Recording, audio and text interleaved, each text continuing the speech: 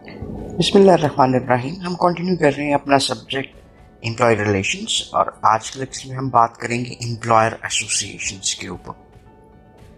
So let's start. Employer associations क्या होती हैं, सबसे पहले इसको अंडरस्टैंड करने की कोशिश करते हैं।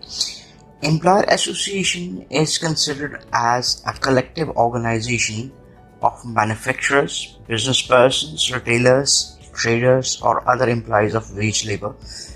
फॉर एग्जाम्पल ये दो उसने एग्जाम्पल्स दे दी हैं, FBCCI, BFF। खैर हमारी कंसर्न इन एग्जाम्पल्स के साथ नहीं है, इसलिए हम इसको सेपरेट कर देते हैं। सो हमें क्या समझ आता है कि एम्प्लॉयर एसोसिएशन, पहले हम बात करते रहते हैं एम्प्लॉय एसोसिएशन के ऊपर जो एम्प्लॉयज़ के राइट्स को प्रोटेक्ट करने की बात करती हैं। अब हम दूसरे एस्पेक्ट को देख रहे हैं कि एम्प्लॉयर के राइट्स को कौन प्रोटेक्ट करेगा। एम्प्लॉयर्स के राइट्स को प्रोटेक्ट करने के लिए हमारे पास आती हैं एम्प्लॉयर्स एसोसिएशन।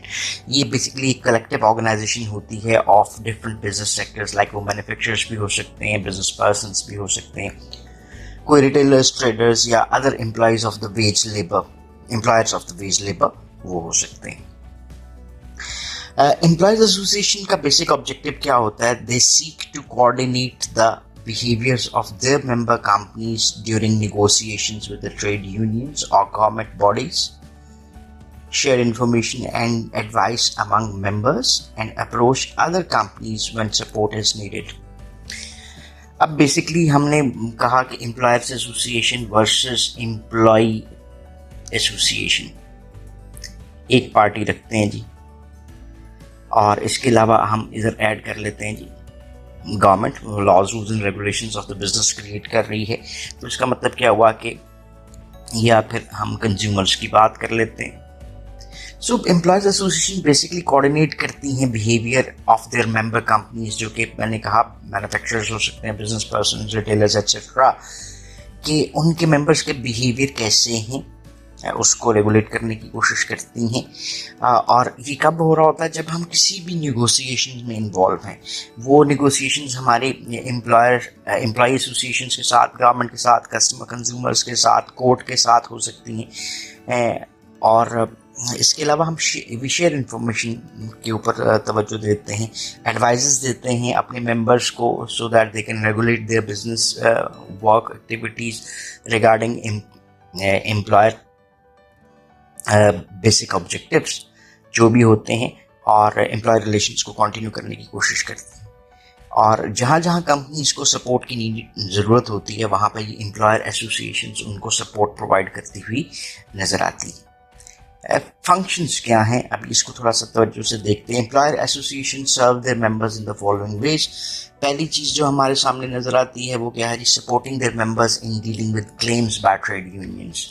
अब कहीं पे भी अगर कोई क्लेम जनरेट होता है ट्रेड यूनियन की तरफ से टुवर्ड्स द ऑर्गेनाइजेशंस, तो ये एम्प्लॉयर एसोसिएशन अपने राइट्स को प्रोटेक्ट करने की कोशिश कर रही होती है, या मेंबर ऑर्गेनाइजेशन जो भी है उसके राइट्स को प्रोटेक्ट करने की कोशिश कर रही होती है against the claim that are made by trade unions.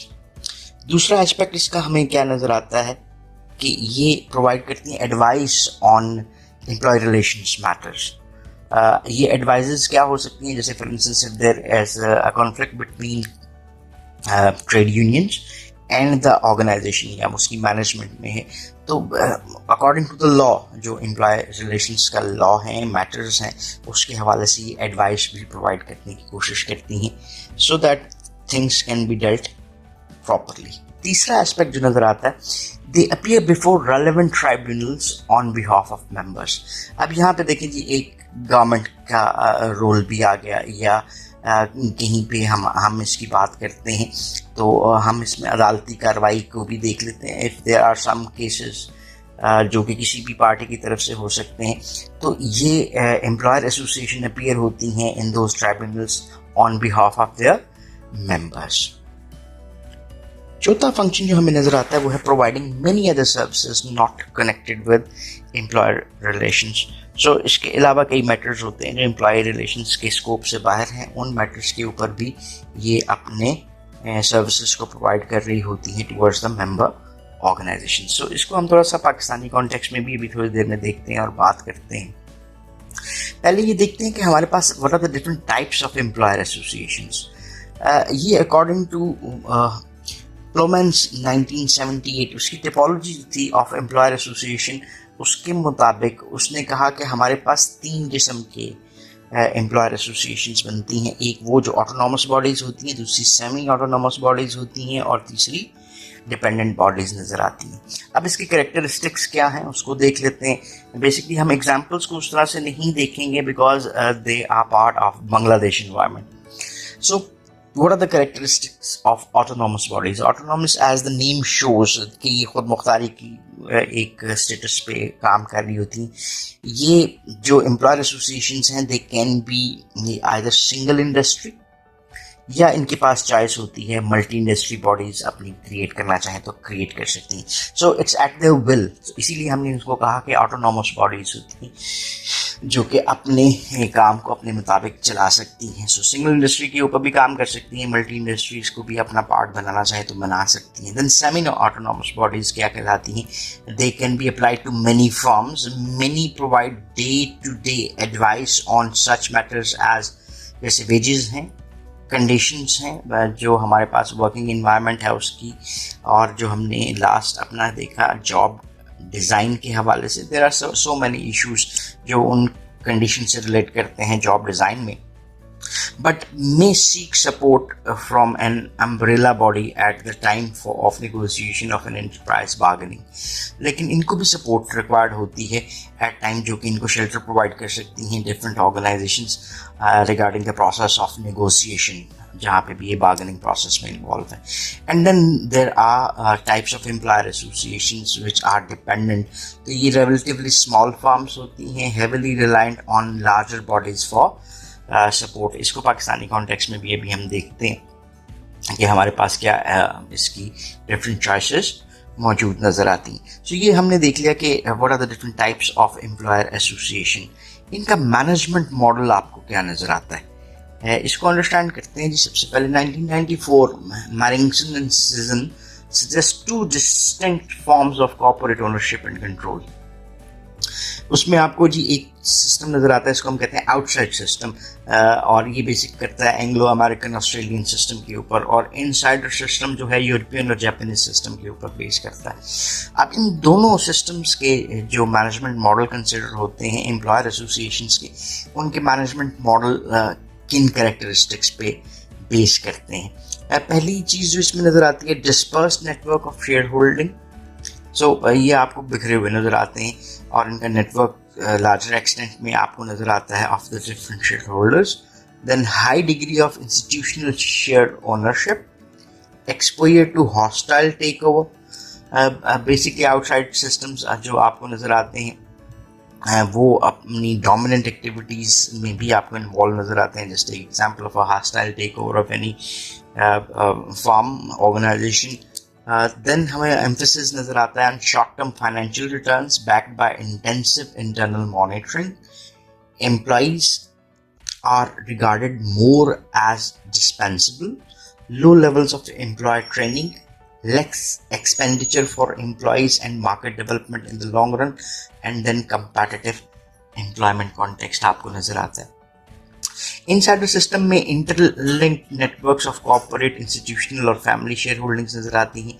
A financial system that is based on long term bank credit, lesser developed stock market, less exposure to hostile takeovers, emphasis on long run performance, emphasis employees are regarded as enduring assets and potential source of competitive advantage.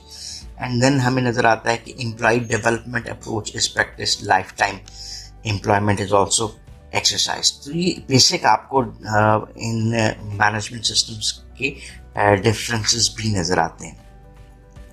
अब मंजिल control strategies की अगर हम बात करते हैं तो यहाँ पे Marginson Sisson 1994 that suggests 2 distinct forms of corporate ownership and control.